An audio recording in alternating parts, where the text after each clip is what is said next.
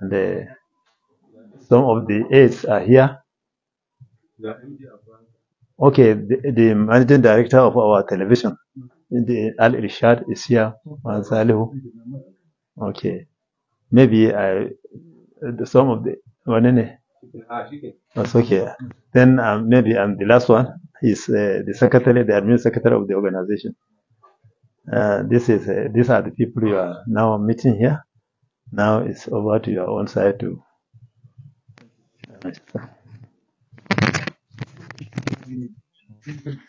Members of the team.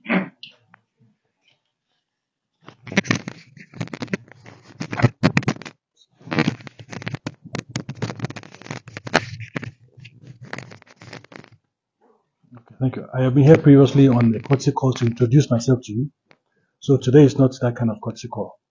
Today, I'm simply here based on the recent activities in the plateau. We have had violence attacks in Bokos and in 𝗚𝗏 of Basa local government area. So based on that, I've looked at the situation and I've started a series of non-kinetic initiatives. I had, immediately after the attack in 𝗚𝗏, about a week later, I had a stakeholders meeting with diverse people in Plateau State to sit down and talk and find out what is the problem and how can we have peace. And right now, I'm just coming from Bariki Ladi, where I had another one. And in the course of this, as a very respected leader, it behoves on me to come and see you, to respectfully ask you that you should also talk to your adherents. I'm not saying your adherents are the violent ones, but talking to them to realize that all of us must come together to have a peaceful plateau. What I have seen before, or what I've seen since I got here, is that it's a violent cycle. Something happens here, somebody's cow is poisoned, then somebody is killed, then a farm is destroyed, and it keeps on going round and round and round. And this has been on for the past 24 years. So I've put it on myself that I will keep on going around to everybody speaking. That even if all of us fight, when we finish fighting, we must talk. There is no war that has ever been won by fighting alone. So rather than going through all the gamut of violence, the time has come for us to sit down together and speak. And as a respected leader, I have now come to you to please use your influence to talk to everybody that it is okay to disagree, but we must agree to disagree and disagree to agree. In the sense that I must be able to listen to you, and you must be able to listen to me. And that's where we find a common ground. And once we are able to communicate and have that common ground, there will be no violence. And indeed we'll have peace. And if there's no peace, there's no development. And if there's no development, then we're not living the way we're supposed to live as human beings. And what is the essence of life? So that's simply, sir, that's why I'm here. Thank you very much, sir.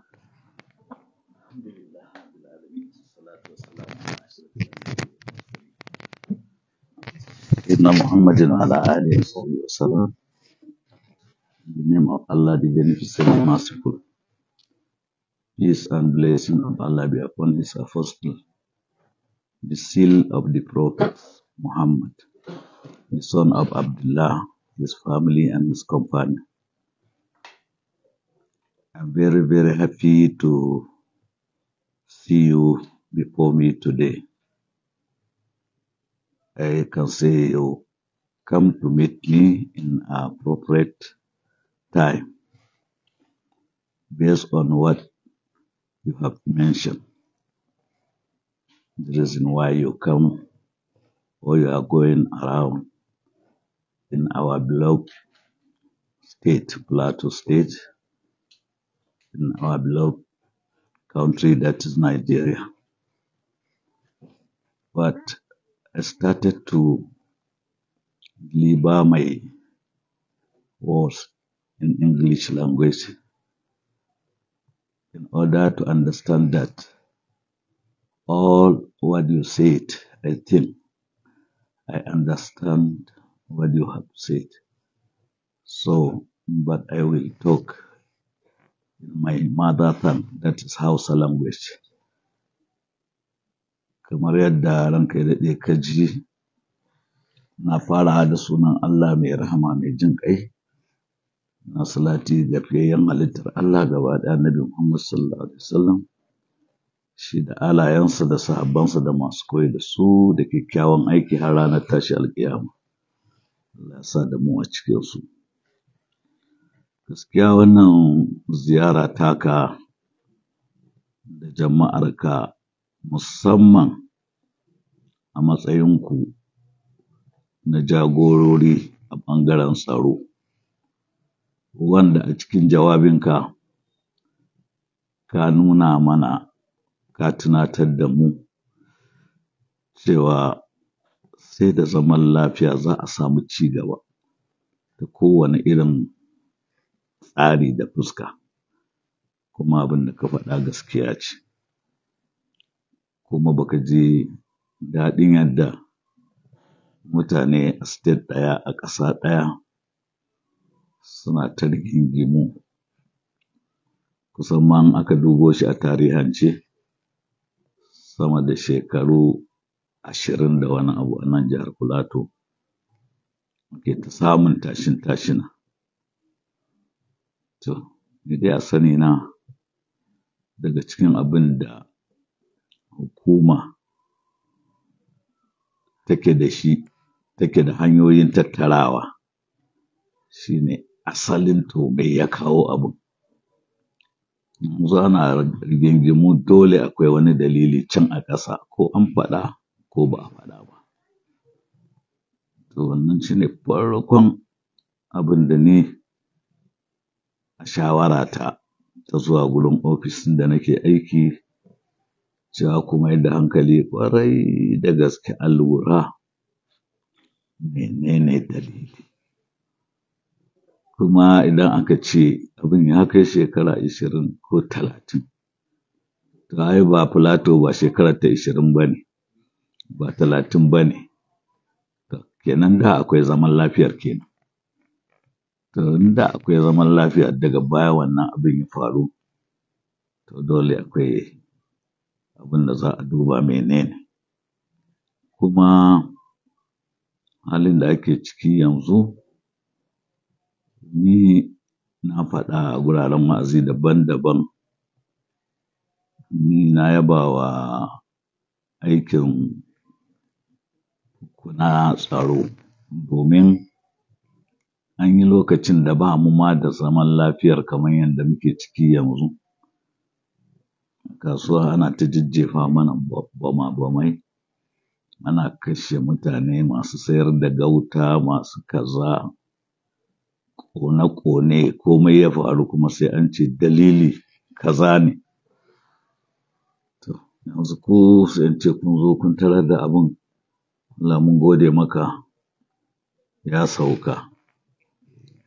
Har ma ranar Juma'a wa'azin da na yi ina kira cewa don Allah masu ƙoƙari su dawo da hannun agogo baya, su ji tsoron Allah, su bar mu mu zauna lafiya.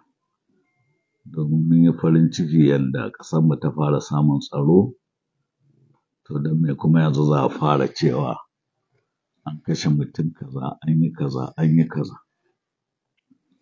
Idan aka zo aka yi, in ka saurari mutanen da suke gurin, wani in ya taso sai ya ce daga waje ne, wani sai ya ce a'a wani ne ya shiga cikin sifar waɗansu don ya yi ɓarna a zaci su wane ne, wancan ya ce kaza, wancan ya ce kaza. To, kai daɗe ku ne kuke da wato hanyoyin tattara labarai, kuma aikin da ka yi ɗin nan na ka bi kowa da kowa ka ji ta bakinsa, ka lura da abin da ka sani a iliminku na tsaro. Wannan hanyar taka tana da kyau kuma ina yaba muku a kai. Amma dai ni abin da zan gaya maka ta wajen ɓangarenmu musamman ne, za mu ci gaba da yin wa'azozi da jan hankalin mutane yadda zaman lafiyarmu zai inganta. Daga ciki abin da nake iya tunawa, na san lokacin da na yi wani aiki, na tashi ganin rashin jituwa musamman da sunan ƙabilanci a Jos North. Sai muka kawo shawarar mu je mu zauna da bangon Jos. To ina za mu samu neutral ground wanda ni ba zan ji shakkar zuwa ba, su ma ba za su ji shakkar zuwa ba.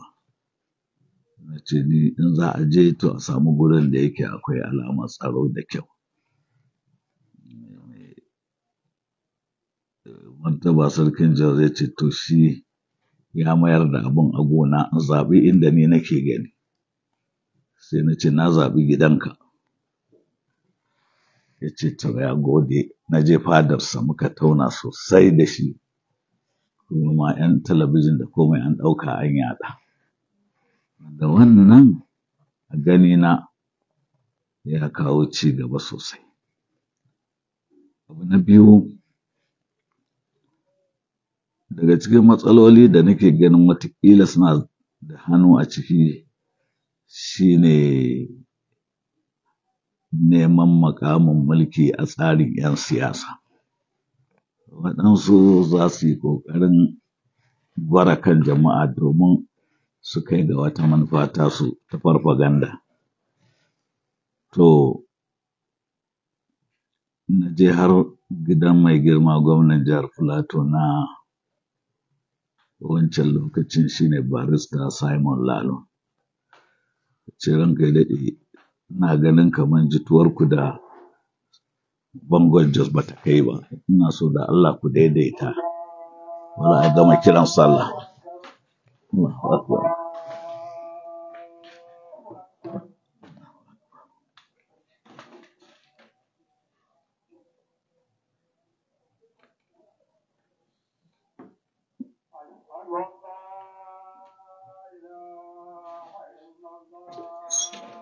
أشهد أن لا إله إلا الله.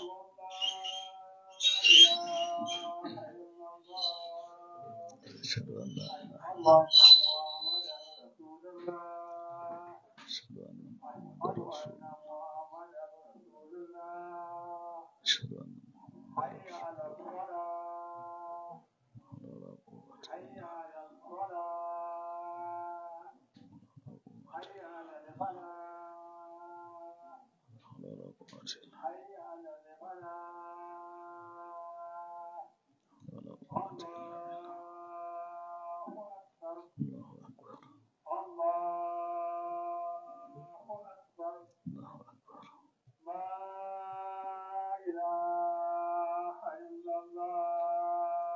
لا إله إلا الله محمد رسول الله صلى الله عليه وسلم ورباه بدعوة الدعوات والصلاة والسلام بإسرة أبا ثم قام محمد الذي وعدته إنك لا تخلف الميعاد.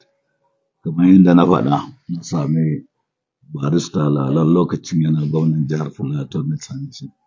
Na ce ina roƙonka gwamna, ku kyautata alaƙa da mai martaba sarkin Jos da al'amuransu, kar a sa harkar siyasa. Idan manya suka tashi suna rigingimu, to talakawan ne za su sha wuya fiye da su. Amma idan aka lalata ƙasar, hatta mai mulkin ma duk da shi don ba gurin da zai yi mulki. To na wannan. Bayan haka, halin da ake ciki yanzu, wannan gwamnatin da take ci yanzu, akwai ranar da mataimakina Allah ya karɓi ransa, Sheikh Jingir Allah ya ji kansa, cikin wayanda suka kawo mana ziyarar ta'aziyya akwai mai girma gwamnan jihar Filato na yanzu, da ya zo ya babba mu haƙuri, ya yi wa mataimakin nawa addu'a da mu. To tunda mun samu damar zuwanka, ya ce ya yi ta ƙoƙarin wato samun ingantacciyar alaƙa, amma ga shi yau da zai zo ma, waɗansu sun zo suna ce kowa ya zo ma ni ba ma zan yarda sake jiki da shi ba. Ya ce da ya zo sai ya ga mataimakina ya fita karɓansa, sai wa'yansu daga cikin mutanensa suna ce yosi wai ni ba zan gan shi ba. Da ya fito sai kuma ya gani ne na zo na rungume shi. Ya ce to yau na fahimci abin da ban sani ba.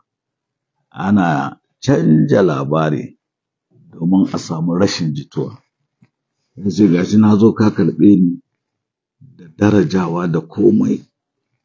Saboda haka ni kuma abin da ake gaya min a can daban, abin da na zo na gani daban. Ya ce to wannan na nuna a majalisa ta je shi akwai wanda su ba sa son a zauna lafiya. Wataƙila kai ma a majalisa ka samu wanda ba sa son mu haɗu. Da na tashi mayar ba sai na gaya masa ni ƙofa ta a buɗe take, ni ba na rigima da kowa, ina faɗa da laifi ne. So muka yi bayanai masu kyau, sauran jama'a kuma kowa ya ji daɗi.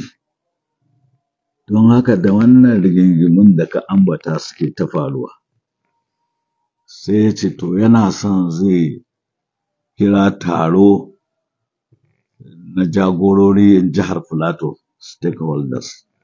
Ka kawo min takarda na rubuta cewa ina zuwa. An sa za mu je daidai 12 na rana. To,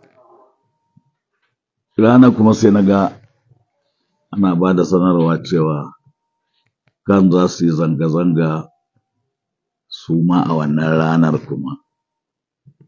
Kuma gurin da za mu bi mu wuce su ma kuma can za su zo su yi ta.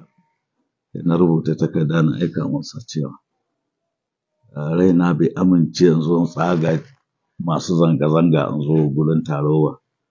Ran da aka kawo wani na musamman zan zo. Na ba da takarda kuma suka ban amsa.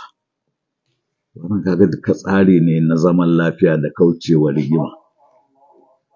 Bayan wannan, wato sai gwamnatin suka ce su dai suna son za su ɗauki mutane daban-daban daga local government daban-daban saboda a ringa zama ana taunawa. Ni ma da wanda zan ba su, sai na ɗauki mutane da na san su. Na ce na ba da sunayen waɗansu na ce ku ringa zama da su. Ran da kuma halin ma duk da ni ya zo zan zauna. Domin wannan zaman lafiyar sai da ita za mu samu ci gaba na ilimi da noma da kiwo da sauransu. To, aka yi wannan. Na ta gaya maka wannan ne ko da ka sani, ka daɗa ci cewa mu manufarmu yadda za a gina zaman lafiyar nan. To kuma a cikin jawabinka kana ce to in gaya wa jama'ata. To ni kuma a gurina cikin jama'ata har da ku. Domin ni ina karantar da addinin Musulunci ne, addinin Allah wanda ya saukar domin rayar da duniya gaba ɗaya da lafiya da zaman lafiya. Don haka abin da zan faɗa wanda ya shafe ku shi ne kamar yadda na gaya maka ɗazu, na yaba wannan ƙoƙarin da kake yi na kewayawa. Don da ka zauna a ofis kawai a ji a baka labari sai a karkatar da magana. To amma da ka zo da kanka kana duba. Da iliminka da kake da shi na tsaro za ka samu abubuwa na hikima. Na biyu, cikin hudubobinku na sojoji da ma'aikatarku ta tsaro tun daga ta ƙasa har zirewa. Ina fata a sake zuba ido sosai cikin mutanen da yake sojoji, 'yan sanda, civil defense na gwamnati. A gano waye yake aikin sojan da gaske, wane ne yake da hali mara kyau, don ba za a rasa ba.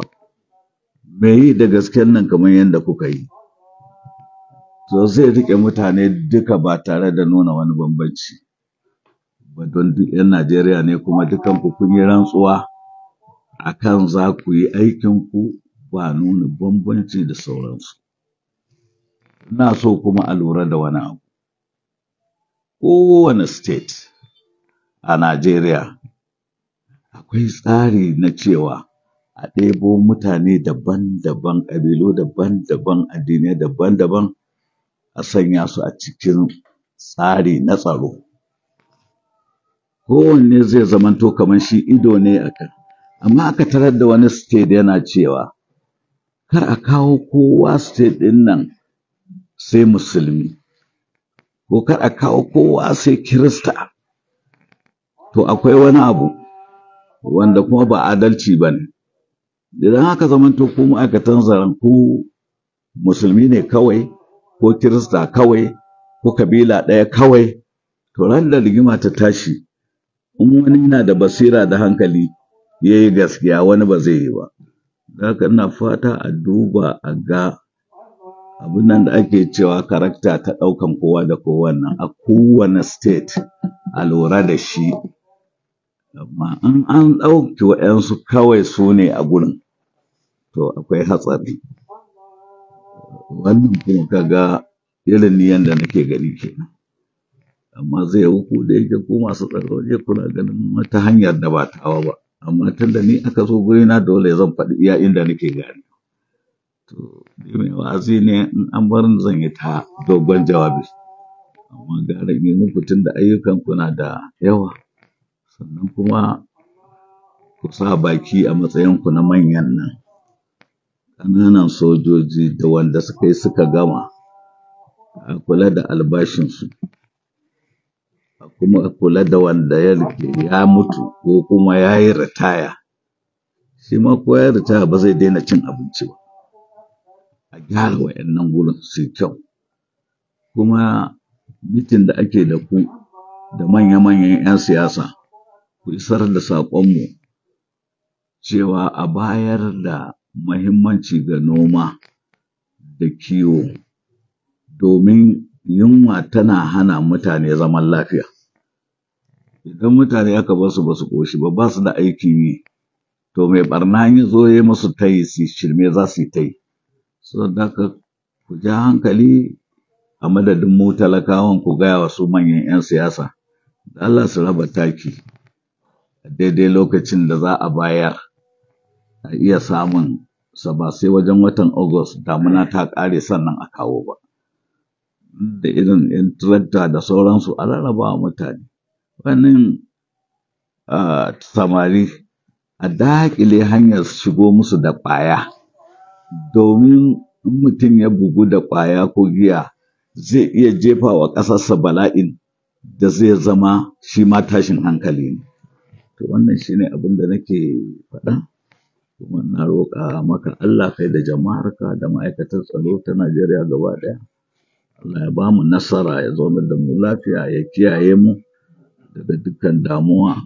Kuma na daɗa tabbatar muku cewa ni dai ta ɓangare na da al'ummata abin duk da zai kawo gina zaman lafiya da haɗin kai, mu ci gaba da ilimi da noma da kiwo ba sai mun dogara da ƙasar waje ba. To wannan ita ce manufata. Allah kuma ya taimake mu. Allah ya mai da ku lafiya. Sallallahu alaihi wasallam. So, I think there's no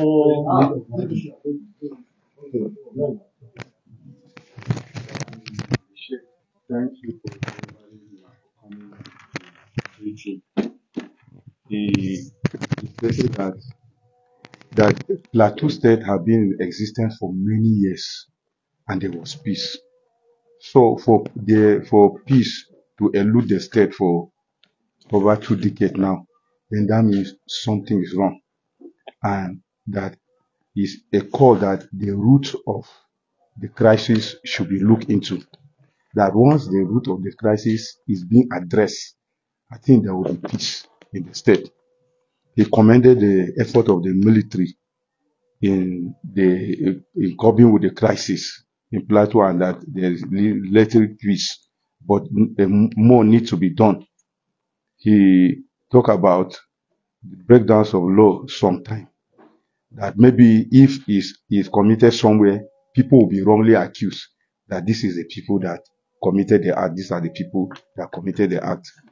And then he assured you of his continuous support, that he will continue to preach about peace and talk to his subject, that he is a messenger from Allah, and he will continue to preach peace on the state so that there will be relative peace.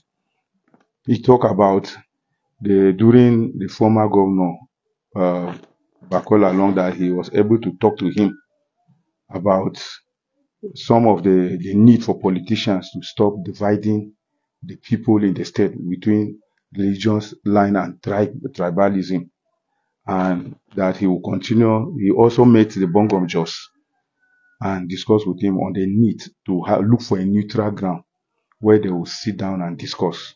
And the Bongomjos, act of magnanimity, tell him to decide where he wants for them to talk. So he now said it is in his place, in his palace. He went and they discussed a lot with the Bongomjos on how there will be peace in the state. With the present governor too, he has met with him and discussed too, and requested for engagement. That the governor wanted to come, so they were discouraging him that and telling him stories, but the governor insisted and came. When he came, Sheikh came down himself to receive the governor, and from there the governor saw the truth of what he came to meet from what people were telling him. Yes, sir. So he is assuring you that there will be peace and that he will continue to talk to his people in the state. And he prayed at the end that God will grant unto all security agencies. So I forgot one thing. He said that there's a need to look at some of the people that are security agencies. There's not everybody that's wearing this uniform that is doing the security job. So there's need to keep putting eye and monitor the men in uniform, so that the bad egg will be fished out. And he requested that as the commander, that we should talk to the higher headquarters, that they should consider giving attention and priority to farming and rearing of animals. And he pleaded that when there is opportunity to talk to the higher authority, that they should look at the farmers and help make provision for fertilizers. He also said that you should please look into the welfare at the higher level, the welfare of troops, the serving personnel, those that died in action. They should look into the welfare to their family members, and also the retirees. They should also be giving attention to their pension and entitlements. He at the end prayed that God will grant us all victory over insecurity and the enemies of the state. Yes, sir. There is something that he forgot to tell you, that the Sheikh has recommended you. The way you visit him is good. The way you are going all around, visit people, to hear the views of people. That shows that they are a very good leader. And he really appreciates what you are doing. And you continue to pray for you for that. And anytime, any day, his door is open. If you have any issue, you should speak. Thank you. Thank you. Said that the present governor asked me to meet some of my people together with him of the peace in the state. Okay. Thank you very much. That's the reason why I say I told my guys. That's why I say all information are collected. Therefore, there is no